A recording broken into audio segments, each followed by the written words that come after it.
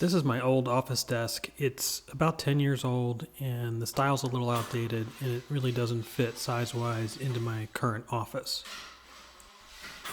But it's made of solid walnut, so I don't just want to give it away or throw it away. What I'm going to try to do is break it down, clean up these boards, and then remake a new desk.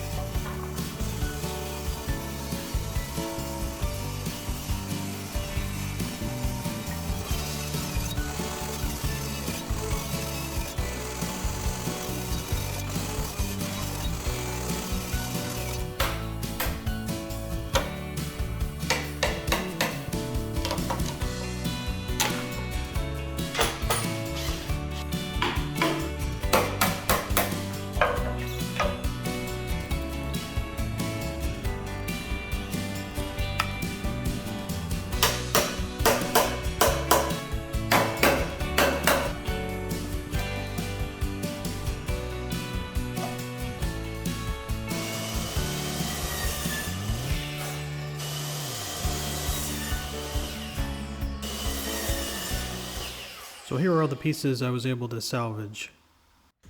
The boards are not in great shape and are going to need some cleanup before I can use them. First stop is over to the joiner, which has two jobs. The first is to make one side of the board flat. And you can hear that each time I run it through it's taking off a little more wood, meaning it's getting flatter.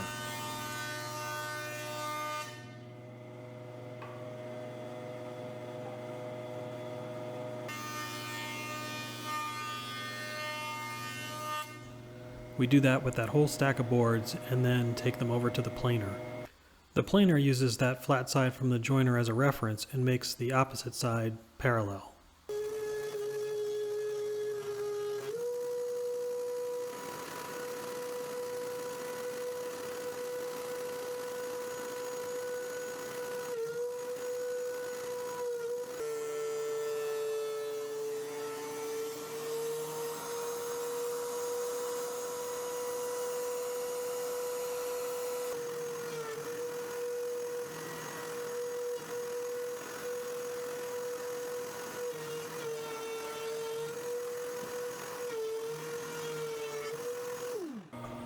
The second job of the joiner is to make the edges flat and perpendicular to the face.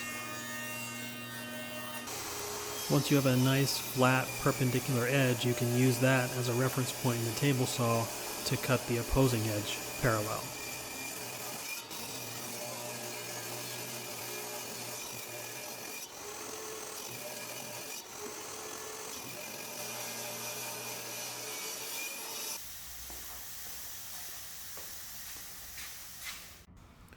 The end product of all that is a set of boards that are now straight and square.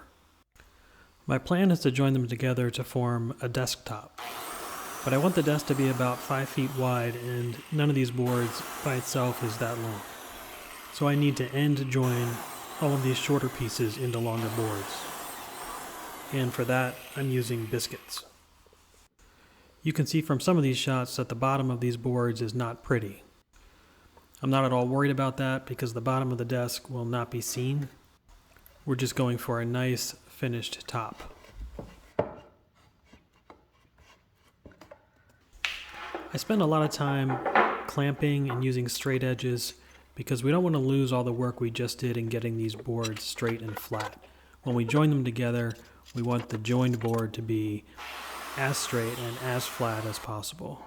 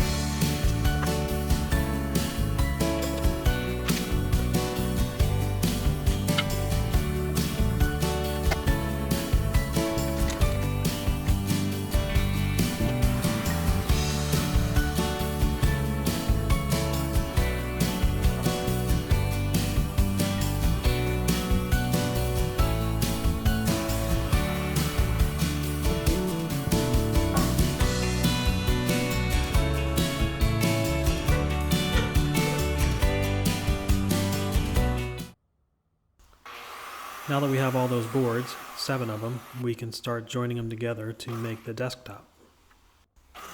I'm only joining one board to another at a time, letting it dry and then doing the next.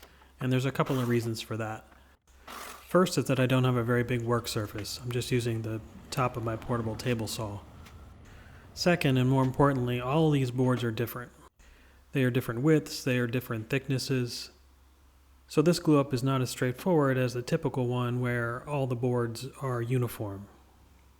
And if you were doing a more typical glue up like that, another thing you'd want to pay attention to is the end grain. The growth rings on the end of the board are typically going to be in a U shape or an N shape. And that shape tells you which direction the board has a natural tendency to cup. To resist cupping, what I've read is that you should join a U shape to an N shape to a U shape, and so on. I haven't done any of that here because this tabletop is more of a hodgepodge of the good surfaces of the boards I could salvage.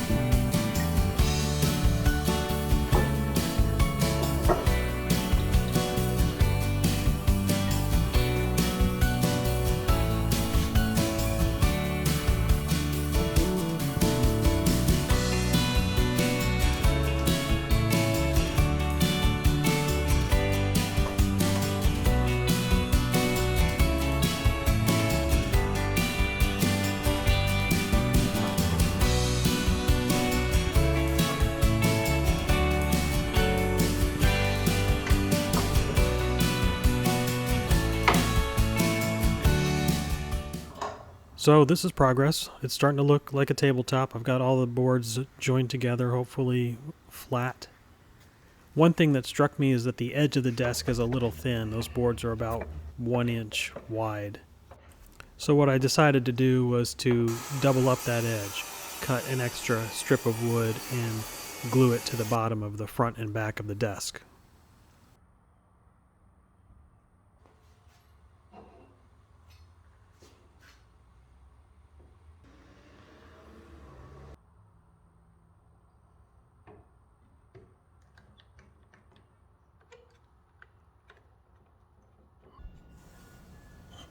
Time to cut off those overhangs and get this thing into its final rectangular form.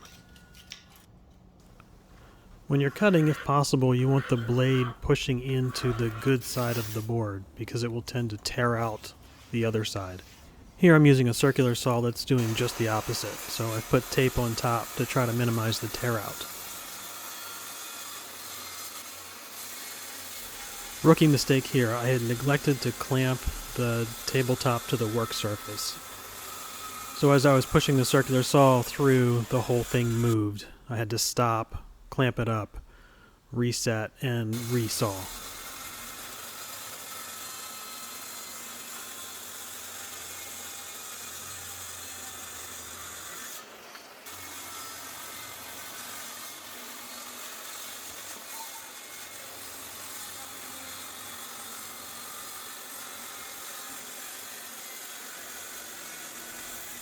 I'd been storing the top on the ground in my garage, and a bicycle fell over and made a pretty big dent in the tabletop. So I decided to try one of these plugs. It's something I've never done before. It's not too bad. You just drill out the plug, drill out the hole, and glue it in. The only thing I'll say is I wish I had a drill press because it's hard to drill out the plug and drill out the hole precisely by hand. For the edge of the desk, I'm routing a roundover on all four sides. When I cut off the ends with a circular saw, I did get some tear out despite the tape, and that is being dealt with by the router.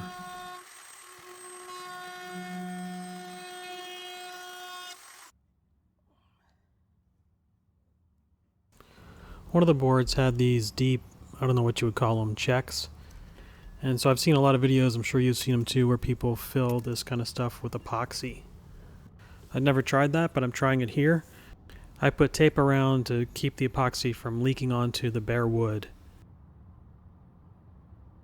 Poured the epoxy in, tapped on the wood to help get the bubbles out.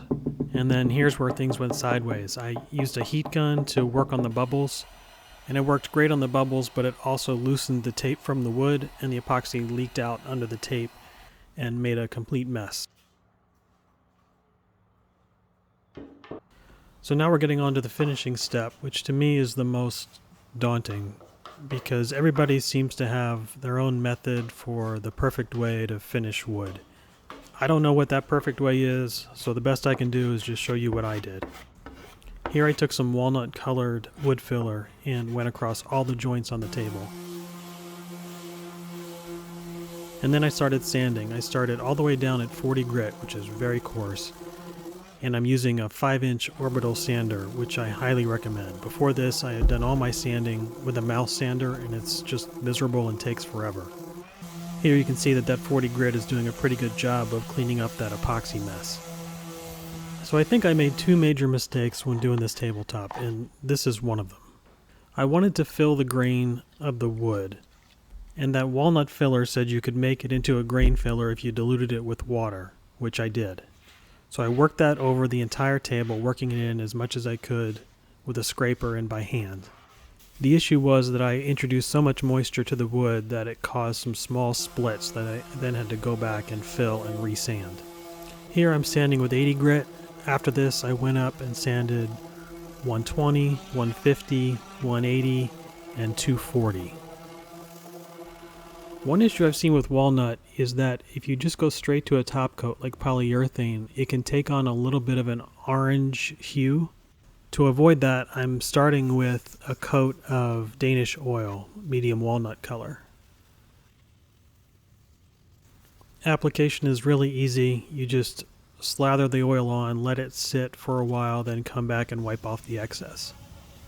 The top coat I'm using wipe-on polyurethane. Polyurethane is a compatible finish with Danish Oil. You just have to let the Danish Oil dry for at least 72 hours, which I did. So wipe-on polyurethane is just regular polyurethane that's been diluted with mineral spirits.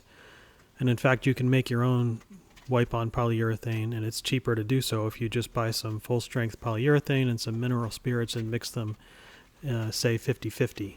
And the reason to do it is because thinned polyurethane is much easier to apply. The downside is, because it's thinned, you have to do more coats of it. What I've read is that 3 coats of wipe-on equals 1 coat of regular polyurethane. My plan is to do 6 coats of wipe-on altogether, which would be the equivalent of 2 coats of regular. The instructions say to apply a coat, let it dry for 2 to 3 hours, then lightly sand it. They recommend 220 grit sandpaper, which seemed awfully aggressive to me, so I'm using a finer sandpaper in between coats. I want a satin finish at the end, but satin is just regular polyurethane with some flatteners added. And so if you put 6 coats of satin on, you can end up obscuring or muddying the look of the wood underneath.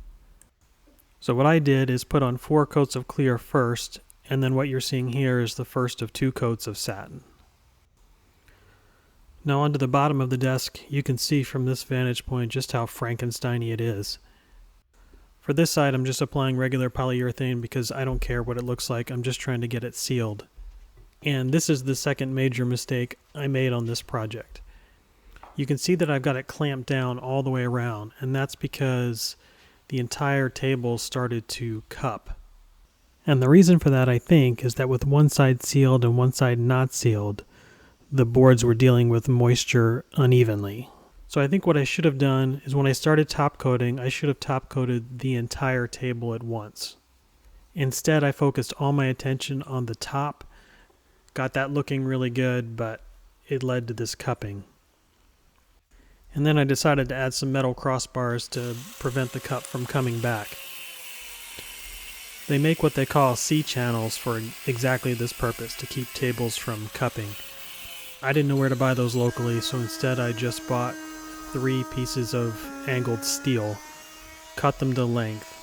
I cut little slots in the bottom of the table that they would insert into, drilled holes in the steel, and fastened them directly to the table.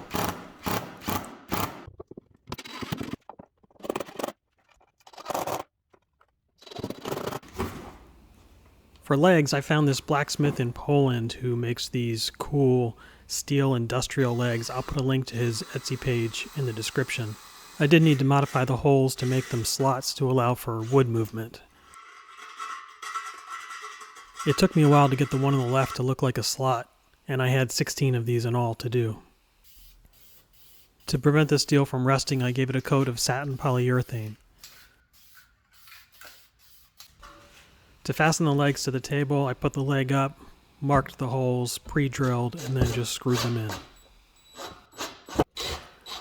Because the table is kind of thin, I'm having to use shorter screws, but there are 8 screws per leg, so I'm hoping that'll hold.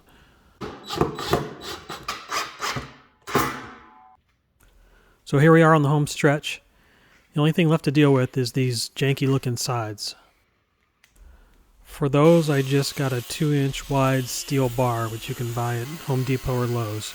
I cut it to length, and then I cut an angle on it to match the bevel on the profile of the desk. I don't know much about metalworking, but I did learn that if you're going to drill a hole, you need a titanium or cobalt drill bit. I drilled these holes a little bit big, again, to allow for wood movement.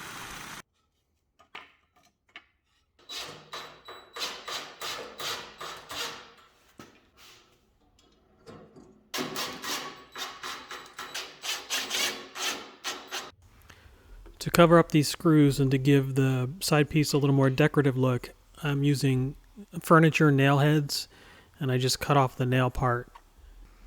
And I'm using CA glue, like a super glue, to hold them on.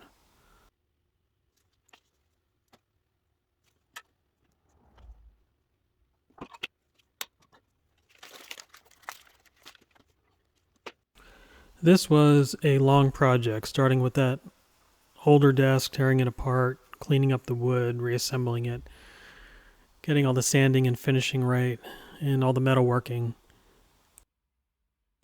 But overall, I'm happy with it. I think it fits the space a lot better than the old desk.